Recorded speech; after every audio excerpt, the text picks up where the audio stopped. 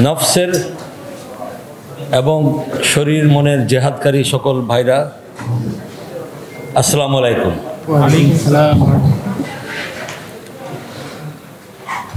আমি এই অনুষ্ঠানে আসার জন্য প্রস্তুত ছিলাম না। গতকাল সন্ধ্যায় হঠাৎ করে আমাকে বলল, যেহেতু আপনি আমাদের আলেমওয়ালাদেরকে আইনি সহায়তা বিভিন্ন সময় করেছেন এবং একটা অত্যন্ত আইনি পরিস্থিতি আলেমদেরকে নিয়ে সৃষ্টি হয়েছে, এখানে আপনি কিছু সহযোগিতা করতে পারবেন, এই বিশ্বাসে আপনাকে উপর আমি আবদার করছি।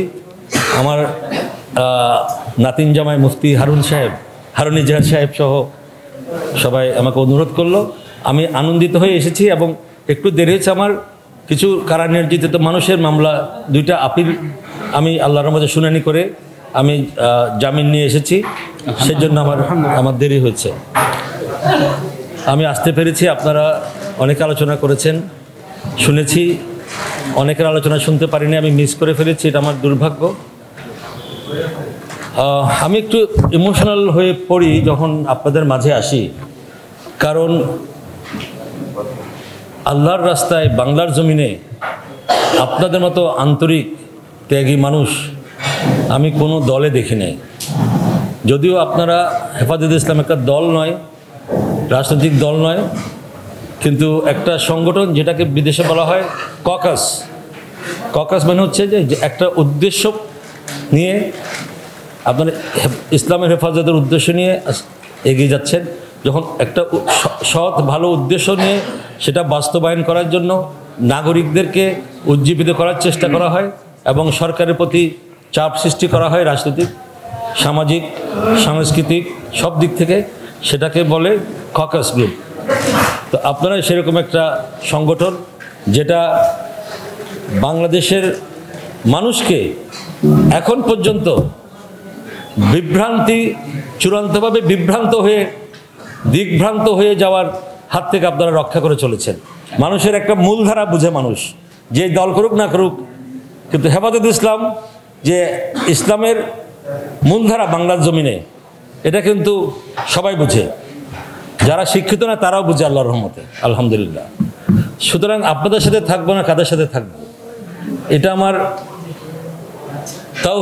তাওহিদি দায়িত্ব, আবার আমার দেশের পক্ষ থেকে দায়িত্ব, দেশের মানুষের পক্ষ থেকে দায়িত্ব আপনাদের পাশে থাকা। রাজনৈতিক লক্ষ্য একটা জিনিস আর আদর্শ বাস্তবায়ন একটা জিনিস। আমি যখন জাতীয়তাবাদী দলের সাথে রাজনীতি করি, সেটা হচ্ছে একটা রাজনৈতিক অভীষ্ট লক্ষ্যে পৌঁছে জনগণের সেবা করার জন্য। তো যখন আপনাদের সাথে আসি, একটা মূলধারা আদর্শ, এটা আলটিমেট আদর্শ, জীবনের চূড়ান্ত আদর্শ, সেটার সাথে একাত্ম হতে আসি। আপনারা যদি আজকে দুর্বল হয়ে যান, আমাদের জাতি দুর্বল হয়ে যাবে।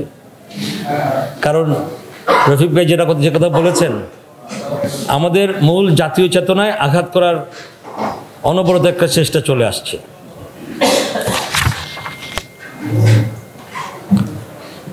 আমি আজকে থেকে প্রায় 1.5 মাস আগে একটা সেমিনারে এই 2টা পত্রিকা নিয়ে, এই 2টা পত্রিকার সম্পাদক নিয়ে আমি আলোচনা করেছি। আল্লাহর কি রহমত, তার 7-8 দিন পর থেকে অনেকে যারা বাংলাদেশকে ভালোবাসেন, তারা স্পষ্টভাবে এই 2টা পত্রিকার যে অসৎ উদ্দেশ্য, বাংলাদেশের জাতিসত্তাকে ধ্বংস করে ভারতীয় দাসত্বের শৃঙ্খলে বেঁধে রাখার যে দালালি তারা করছেন, সে বিষয়ে অনেকে এখন যার যার মতো করে সোচ্চার হয়েছেন। আলহামদুলিল্লাহ, এটাও একটা আল্লাহর রহমত। আসলে কোনো কিছু বেশি দিন দাবায় রাখা যায় না, সত্য প্রকাশিত হয়। এবং এখন আপনাদের প্রজন্মে যে অনুপ্রেরণা সৃষ্টি হয়েছে, যে ইমানি শক্তি সৃষ্টি হয়েছে, যে এলমের জেহাদের অনুপ্রেরণা সৃষ্টি হয়েছে, এটাকে আর কেউ থামাতে পারবে না। যে 2টা পত্রিকার নাম বলেছেন, ওদের এখন বিদায় ঘণ্টা বেজে গেছে, বিদায় হওয়া বাকি। বিদায় ঘণ্টা জনগণকে সাথে নিয়ে আপনারা বাজিয়ে দিয়েছেন, আলহামদুলিল্লাহ। এটা চলতেই থাকবে। হাসিনার 9 সাল থেকে 24 সাল 15 বছর লেগেছে, যেতে হয়েছে আল্লাহর হুকুমে, মানুষের দোয়ায়, বিধবাদের চোখের কান্নায়, সন্তানহারা মায়ের চোখের কান্নায় যেতে হয়েছে। ঘরে আজকে নির্যাতিত মুমিন যারা তাদের লেখনীর কারণে, অপপ্রচার কারণে কষ্ট পেয়েছে, তাদের রুর বদদুয়া, রুর কান্না, তাদের পরিবারের রুহের কান্না একদিন না একদিন আল্লাহর আরশ এই বিষয়ের উপর কেঁপে উঠবে। 5ই আগস্টের মতো ইনশাল্লাহ আল্লাহর আরশ যখন কেঁপে উঠবে, এই প্রথম আলো, এই ডেইলি স্টার সাম্রাজ্য, ভারতীয় আধিপত্য দালালদের দুর্গ ইনশাল্লাহ ভেঙে খান খান হয়ে যাবে। আমাদেরকে ইলমের জিহাদ চালিয়ে যেতে হবে। এই সরকারের ভিতরে দুঃখজনকভাবে কিভাবে যে এই পত্রিকা দুটার এজেন্টগুলো ঢুকে গেল, সরাসরি লোক ঢুকে গেল। আমাদের ডক্টর ইউনূস সাহেব, যিনি বাংলাদেশের মাটিতে পা রেখেই আলহামদুলিল্লাহ ভারতের আধিপত্যবাদের বিরুদ্ধে সরাসরি বলেছেন, ওনার মুখে দিয়ে এই কথা বের হবে, এটা আল্লাহ বলা ছাড়া বের হওয়ার কথা না। উনি অর্থনীতিবিদ, অন্যভাবে চিন্তা ভাবনা করে চলে, পা রেখেই বলেছে বাংলাদেশে যদি গন্ডগোল হয় তাহলে এই গন্ডগোল মায়ানমার এবং ভারতের 7টা রাজ্যে ছড়ায় পড়বে, কেউ থামাতে পারবে না। সুতরাং ভারতের ভেবে দেখা দরকার। আমরা ভাবি না যে ওনার মুখে দিয়ে এই কথাটা বেরোবে, আল্লাহ বলাই দিছে। তার মানে আল্লাহর রাস্তায় আলহামদুলিল্লাহ আপনাদের ত্যাগের কারণে আল্লাহ খুশি হয়ে আল্লাহর রাস্তায় ওনাদেরকে আল্লাহ পরিচালনা করতেছে ইনশাল্লাহ। কিন্তু ওনাদের ভিতরে এই যে মনে করেন ওনার যে প্রেস সচিবকে রাখা হলো, উনি ইসলামী চিন্তাবিদদের বিরুদ্ধে একসময় লেখালেখি করেছেন। কিছুদিন আগেও উনি ফেসবুকে এবং সোশ্যাল মিডিয়ায় লিখেছেন, টক শোতে বলেছেন। উনি কি করে ওনার প্রেস সচিব হয়ে গেল? এবং এই প্রেস সচিব এখন অনেকটা উপদেষ্টাদের মতো কথা বলতেছে। প্রেস সচিবের কাজ হচ্ছে এই সরকার যা কিছু সিদ্ধান্ত নিয়েছে সেগুলো জনগণকে জানানো, অথবা প্রধান উপদেষ্টা কি বলেছেন সেটা জানানো। নিজের বয়ান দেওয়ার তার তো অধিকার নেই। তিনি তো প্রথম আলোর সাথে জড়িত ছিলেন, ডেইলি স্টারের সাথে জড়িত ছিলেন, ওই ঘরানার মানুষ তখন এসব করেছেন। এখন ওনার পাশে চলে গেছেন, আইন উপদেষ্টার পাশে খায়রুল হক, যার কারণে আজকে দেশের অবস্থা, তত্ত্বাবধায়ক সরকারের ব্যবস্থাটা বাতিল হয়ে শৈরিনী হাসিনা এবং ফেসিবাদী আওয়ামী এবং তার দোসররা 16-15 বছর ধরে আমাদের উপরে জুলুম চালিয়েছে। সেই বিচারপতির পিএ এখন আমাদের আইনমন্ত্রীর পিএস মনে হয়, পিএস। এবং পিএস মানে তো সব কিছু চালায়। এবং দৃশ্য তো দেখতেছি যে আইন উপদেষ্টা সম্ভবত ইচ্ছাকৃত হোক বা অনিচ্ছাকৃত হোক, এই আওয়ামী ফেসিবাদী সৃষ্ট এই পিএসি সব কিছু পরিচালনা করছে। সুতরাং আমাদেরকে বুঝতে হবে আমাদের ভাইরা এখনো কারাগারে কেন। এখন একটা আমি তো কাজের কথায় চলে আসি না, মানে ওই পিএসের হাত দিয়ে বা আইন উপদেষ্টার হাত দিয়ে সাবের হোসেন চৌধুরী জেলে যাওয়ার আগেই বেরিয়ে গেল, রিমান্ড থেকে আনলো, ওনাকে ছেড়ে দিল। মুন্নি সাহা থানা থেকে চলে গেল। সচিবালয়ের যে ফাইল চোর মহিলা, তার মামলা প্রত্যাহার, তাকে ছেড়ে দেওয়া হলো। সচিবালয় থেকে ফাইল চুরি করছে না প্রথম আলোর মহিলা, ছেড়ে দেওয়া হলো। এগুলো বুঝে দেখেন, রোজিনা, এখন এগুলো বুঝে দেখেন যে আমাদের আইন মন্ত্রণালয় কী সব হচ্ছে। এখন প্রশ্ন হচ্ছে যে আমরা কি আরেকটা সংগ্রাম করব এই উপদেষ্টা পরিষদকে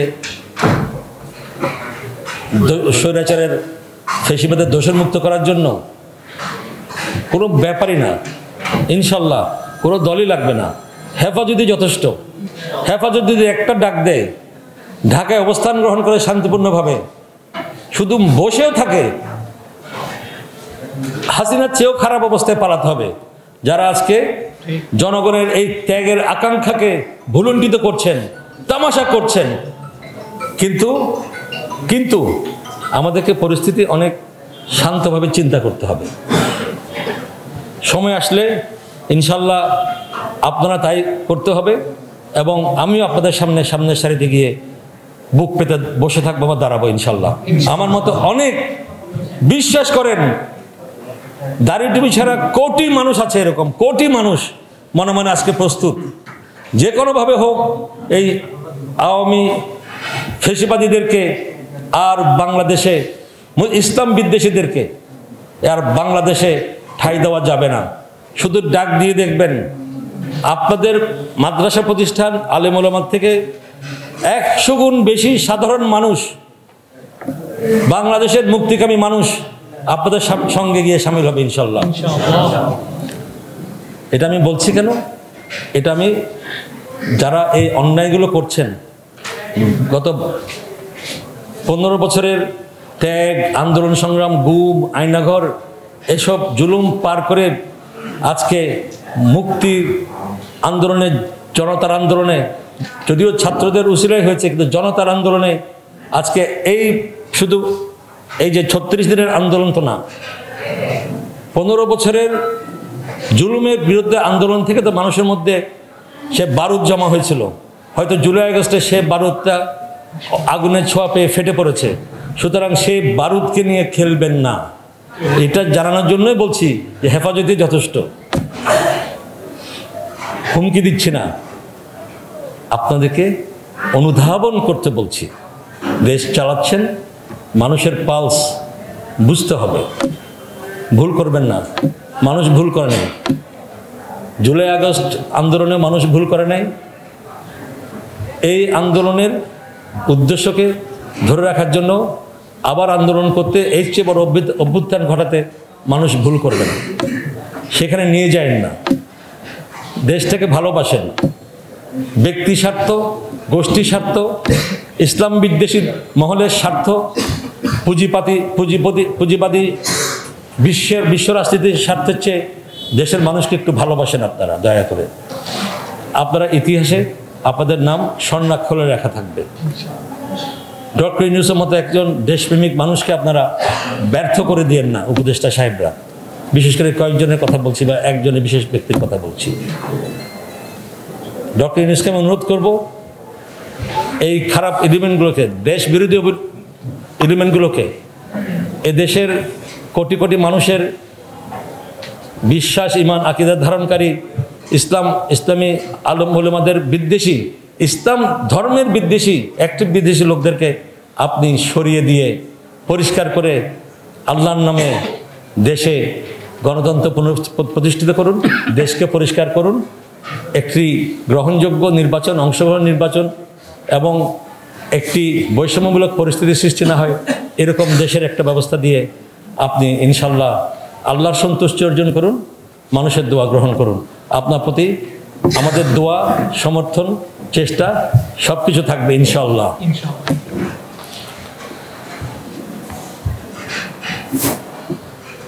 এই যে আমাদের মধ্যে যে একটা আবার প্রতিবাদ করে দাঁড়িয়ে দেশটাকে সফল করা এবং ইসলামী বিদ্বেষী মহলকে উৎখাত করার যে আমাদের এখন যে একটা আকাঙ্ক্ষা, সেই আকাঙ্ক্ষা আমাদেরকে ধরে রাখতে হবে। কিন্তু সাথে সাথে খুব রাসূলুল্লাহ সাল্লাল্লাহু আলাইহি ওয়াসাল্লাম সবসময় হেকমতে বিশ্বাস করতেন, জেহাদও করছেন, আবার হেকমতে বিশ্বাস করতেন। আমাদেরকে, আমার আলেম ওলামারা ভাইরা আছে, অনেক আমার ছোট ভাই বড় ভাইরা আছে, আপনারা সবাই মিলে গাইড করে রসুল এরকম পরিস্থিতি, রসুল সাল্লাল্লাহু আলাইহি ওয়াসাল্লাম হলে কী করতেন, ওনার সাহাবারা কী করতেন, এভাবে আমাদেরকে চিন্তা করতে হবে। আমার চেয়ে আপনারা ভালো বুঝবেন। তবে এখন কাজের কথা হচ্ছে, যারা মুক্তি পায় নাই তাদের একটা ডাটা কালেক্ট করেছেন কিনা, কাশেম ভাই কই, তাদের একটা, সাইফুল ভাই সরি, ডাটা ব্যাংক করেছেন কিনা? আংশিক। তাহলে ইনশাল্লাহ আমাকে যখন এখানে এনেছেন, আমার বাস্তব লাইনে যদি কথা বলি, বলতে হবে একটা ডাটা বুক তৈরি করেন। আমাদের কোন ভাই কোথায়, কোন জেলে আছে, কোন মামলা আছে, কিভাবে আছে। এবং পাশাপাশি আপনারা একটা অ্যাডভোকেটস সেল করুন, আইনবিদদের একটা সেল তৈরি করুন। আপনারা ভলান্টিয়ার কল করুন যে আমাদের মধ্যে যারা আছে, হেফাজতের ভাই বা হেফাজতের পক্ষে যারা আছেন, বা বাংলাদেশকে যারা ভারতীয় আগ্রাসন মুক্ত দেখতে চান, এই ভাইদেরকে কারামুক্ত করার জন্য যারা সার্ভিস দিতে চান, অ্যাডভোকেট আপনারা এগিয়ে আসেন। প্রত্যেক ডিস্ট্রিক্ট ভিত্তিক একটা তালিকা তৈরি করুন। থার্ডলি করে ওই অ্যাডভোকেট সাহেবদেরকে নিয়ে একটা মনিটরিং সেল করুন যে কোন মামলায় নেক্সট কি পদক্ষেপ নিতে হবে, সেটার একটা ক্লিয়ার পিকচার করুন। প্রত্যেক মামলা আপডেট করবেন। এখানে এই পদক্ষেপ নেওয়ার সিদ্ধান্ত হলো আগামীতে এই পদক্ষেপ, এই রেজাল্ট আসছে, কি করতে হবে। এবং ঢাকায় হাইকোর্টে সুপ্রিম কোর্টে যেটা করতে হয় সেটা প্রয়োজনে সেই অ্যাডভোকেটদের টিমকে আমি সরাসরি সুপারভাইজ করব, আমি করব, এবং বিনা পয়সায় সকল মামলা আপনাদের জন্য আমি করব আলহামদুলিল্লাহ। তবে এই যে সিস্টেমেটিক হেকমতের কাজ, সিস্টেমেটিক কাজের পাশাপাশি আপনাদেরকে যে কোনো একটা কর্মসূচি রাখতে হবে, সব দলকে সঙ্গে নিয়ে অথবা সাধারণ মানুষকে উদ্বুদ্ধ করে এই যে কালো আইনটা আমার রফিক ভাইরা সহ সবাই যেটা বললেন, এটা যেন বাতিল হয়, এটার বিরুদ্ধে আলোচনা এবং এটা আইন সংশোধন এটা যেন বাতিল হয়, সেটার বিষয়ে একটা পাশাপাশি আন্দোলন চালিয়ে যেতে হবে এই মামলা তদবিরের পাশাপাশি। এবং যখন যেখানে আমাদের ভাইদের জামিন বাতিল করা হবে অন দ্য স্পট, সেখানে আপনারা একটা গ্রুপ রেডি রাখবেন, সেটা নিউজ মিডিয়ায় যেন যায় এবং সোশ্যাল মিডিয়া যেন যায়। আজকে অমুক কোর্টের অমুক জজের নাম দিয়ে অমুক এই মামলায় আমাদের এই মজলুম ভাইয়ের জামিন দিতে প্রত্যাখ্যান করেছে এবং অমুক অমুক এই নামের এই সরকারি উকিল এটা বিরোধিতা করেছে। এটা জুলাই আন্দোলন এবং স্বৈরাচার বিরোধী দীর্ঘ আন্দোলন এবং এদেশের মানুষের আকাঙ্ক্ষার বিরুদ্ধে কাজ হয়েছে। দেশবাসী জেনে রাখুন, এটাই আপনাদেরকে জানালাম। এভাবে যদি ৫টা-১০টা মামলা করেন, এরপরে বেটারা জামিন না দিয়ে পারবে না। এই বিচারকদের নাম বলবেন, অমুক বিচারক অমুক তারিখ এবং অমুক সরকারি উকিল বিরোধিতা করেছে। এবং দরকার হলে তাদের পরিবারকে সেখানে রাখবেন, তাদের পরিবার বলবে তাদের উপর কি টর্চার হয়েছে।